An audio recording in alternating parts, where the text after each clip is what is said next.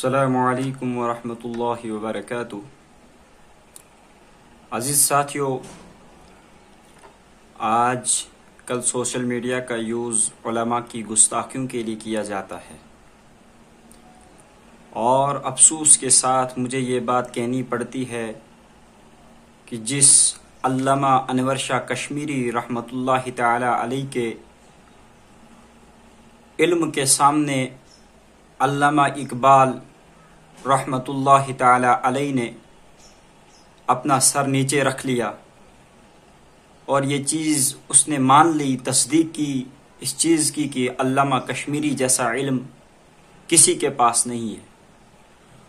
उसी कश्मीरी को आज गुस्ताख़ कुरान, मुनकिर कुरान ठहराया जाता है। और दूसरी बात साथ साथ ये है, वो मौलाना कासिम नानोती जिसने इतनी ज़्यादा कुर्बानियाँ दीन की बका के लिए हिंदुस्तान के अंदर अपनी पेश की, जान का नजराना उसने पेश किया, उसके बाद भी उसको मुनकिर कुरान और मुनकिर ख़त्म नबूवत से पुकारा जाता है। उन पर जीना की तहमतें लगाई जाती है। अगर तुम लोगों ने सोशल मीडिया का यूज़ करना है तो करते रहिए, आपसी लड़ाई करनी है तो करते रहिए, आप लोगों को किसी बात से इख्तलाफ है तो होने दो, इख्तलाफ तो होना चाहिए, मगर अकाबिर की गुस्ताखियां करना ये कहां से आ गया? हमारे अकाबिर उलमाए देवबंद जो है, उन्होंने कभी भी हजरत आपके आला हजरत का नाम कभी भी उन्होंने मौलाना मौलवी के बगैर नहीं लिया। वो अपने लिए ये चीज मुनासिब नहीं समझते थे कि हम आला हजरत की गुस्ताखियां करें। और तुम लोगों ने हमारे अकाबिर रहमतुल्लाहि ताला अलैह के बारे में जो जो गुस्ताखियां की, उन गुस्ताखियों के बदले आपको पता है कौन कौन से वबाल इस उम्मत में आ रहे हैं। उम्मत को तोड़ने की कर रहे हो, उम्मत को दीन से दूर करने की कर रहे हो, हत्ता कि उम्मत को जोड़ने की कोशिश करनी चाहिए। इस वक्त कौम दीन से इतनी दूर हो चुकी है कि उन्हें दुनिया की फिक्र तो है, दीन की फिक्र ही निकल गई है। ऊपर से जब तुम्हारे बयानात सुनते हैं और उनमें उलमा जो गुजर चुके हैं, दुनिया से पर्दा फरमा चुके हैं, उनकी गुस्ताखियां की जाती है, तो उनके अंदर क्या प्रेशर पड़ता होगा, क्या वो आपसे सीख रहे होंगे कि तुम मरे हुए लोगों की वो भी बख्श नहीं रहे हो, तुम मरे हुए लोगों की भी गुस्ताखियां कर रहे हो। और तुमसे बड़ा गुस्ताख कौन है? अगर अल्लामा कश्मीरी रहमतुल्लाहि ताला अलैह खत्म नबूवत का मुनकिर था, तो अल्लामा इकबाल को खत्म नबूवत का मसला समझाने वाला कौन था? उस आदमी को पेश तो करो। अगर मौलाना कासिम नानोती रहमतुल्लाहि ताला अलैह मुनकिर कुरान था, आपकी बात को मानते हैं, तो आप बताओ हाजी आबिद के बाद दारुल देवबंद को कायम रखने वाला कौन था? वही कासिम नानोती था। अगर वो खुद मुनकिर कुरान होता, फिर मदरसा कायम करता, फिर मदरसे की बुनियाद रखता, फिर मदरसे में तलबा को कुरान पढ़ाता, वो तो कुरान से लोगों को दूर करता। तुम्हारी अकल पर इतना बड़ा पर्दा पड़ चुका है, अब तुम्हें कुछ भी सुनाई नहीं देता, तुम्हें हकीकत नजर नहीं आ रही है, तुम्हें सही समझ नहीं दी अल्लाह ताला ने। अल्लाह ताला से हिदायत की दुआ करे भाई, इसलिए कि अल्लाह ताला जब हिदायत छीनता है ना, दीन की समझ छीन लेता है। और सबसे बड़ी बात यह है, तुम उन अकाबिर के बारे में गुस्ताखियां करते हो जिन अकाबिर के बारे में रसूलुल्लाह सल्लल्लाहु अलैहि वसल्लम की हदीस मौजूद है, अल उलमा वरसतुल अंबिया। जिन अकाबिर के बारे में, जिन उलमा के बारे में कुरान के 22वें पारे में आयत मौजूद है, इन्नमा यख्शल्लाह मिन इबादिहिल उलमा। आखिर हम गुस्ताखियां करके चाह क्या रहे हैं? मतलब क्यों नहीं समझ आ रहा है? आप लोगों से एक ही गुजारिश कर रहा हूं, आप लोगों को आपस में इख्तलाफ है। मुफ्ती हिलाल रिजा कश्मीर के कोई मुफ्ती साहब है, शायद बरेलवी तबके से ताल्लुक़ रखते हैं, और मुफ्ती इकबाल साहब है जो हमारे देवबंद के साथ ताल्लुक़ रखते हैं।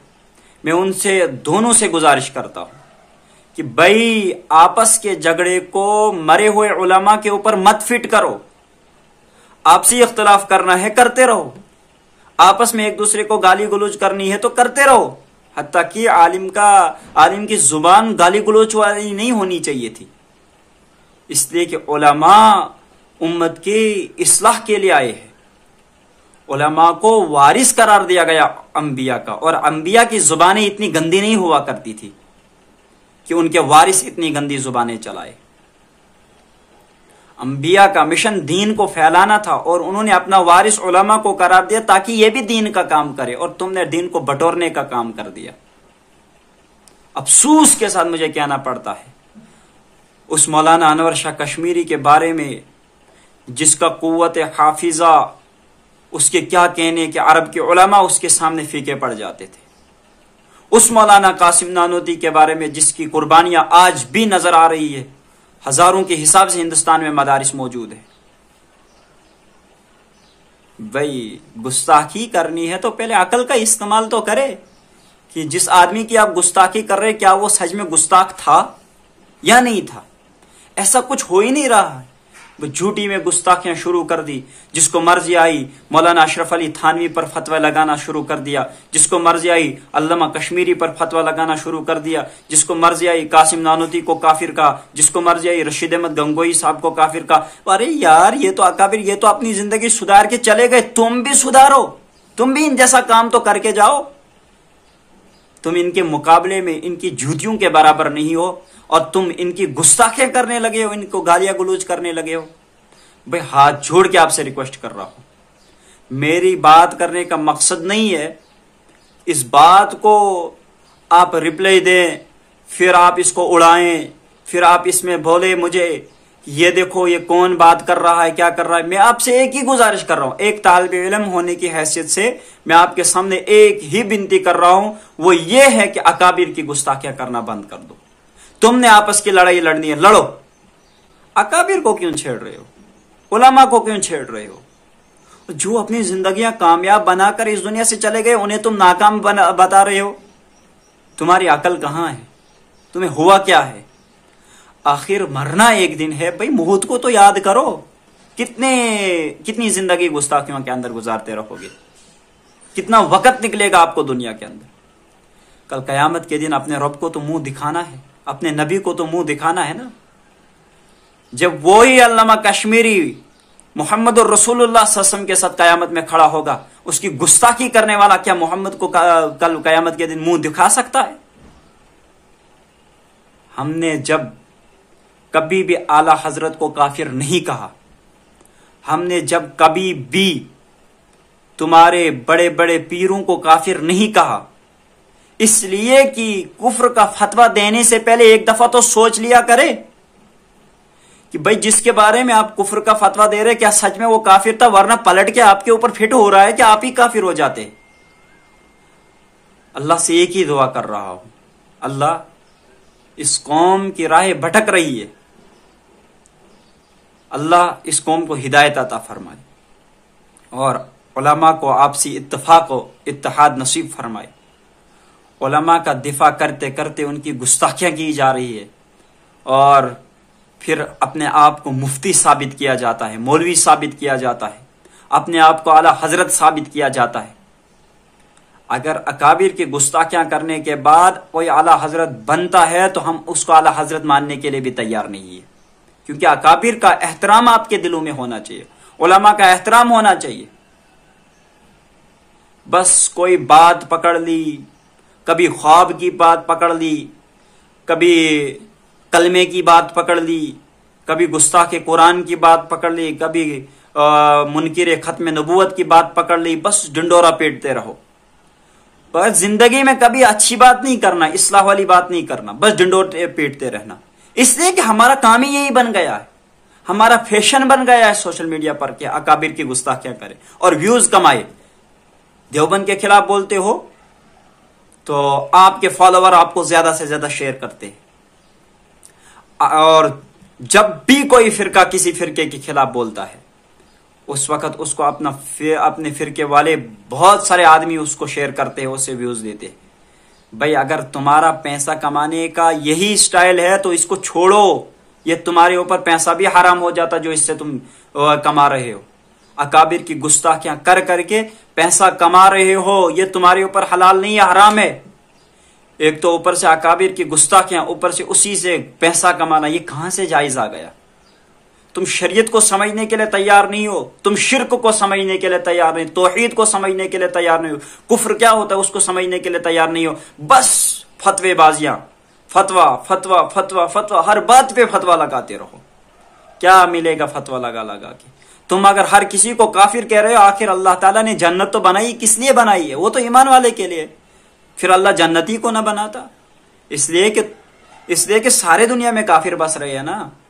अल्लाह ताला ने ईमान वालों के लिए जन्नत बनाई। जब वो भी ईमान वाले नहीं, जो गुजर गए, वो भी ईमान वाले नहीं, जो प्रेजेंट दौर में है, वो भी ईमान वाले नहीं, जो आने वाले दौर में है, तो फिर जन्नत किस लिए है? इसलिए गुस्ताखी माफ कीजिएगा। मैं ये वीडियो नहीं बनाना चाहता था। इस वीडियो का मतलब एक ही है कि अकाबिर की शान में गुस्ताखियां मत करो, यह हमसे बर्दाश्त नहीं होता है। इसलिए कि अकाबिर ने बहुत सारी कुर्बानियां दी, हम उनकी अच्छी खासी बातें भी पढ़ते हैं, हम उनकी किताबें भी पढ़ते हैं। उन्होंने बहुत सारी कुर्बानियां दी। अगर आप भी उतनी कुर्बानियां दे देते हैं, कसम अल्लाह की, दुनियामत तक आने वाले वक्त में आपका नाम जिंदा रहेगा। इंशाअल्लाह आपके नाम से भी एक तारीख चलाई जाएगी, जिस तरीके से मौलाना कासिम के नाम से तारीख चलाई गई, अल्लामा कश्मीरी के नाम से तारीख चलाई गई। और आप कश्मीर में रहकर उन अकाबिर की गुस्ताखियां कर रहे जिन्होंने दीन के लिए इतना बड़ा काम किया। अल्लाह सुब्हानहू व तआला मुझे भी और आपको भी समझ नसीब फरमाए। अल्लाह से हिदायत की दुआ करे, अल्लाह पूरी कौम को अच्छी राह दिखलाए और हम सबको गुस्ताखियों से महफूज फरमाए।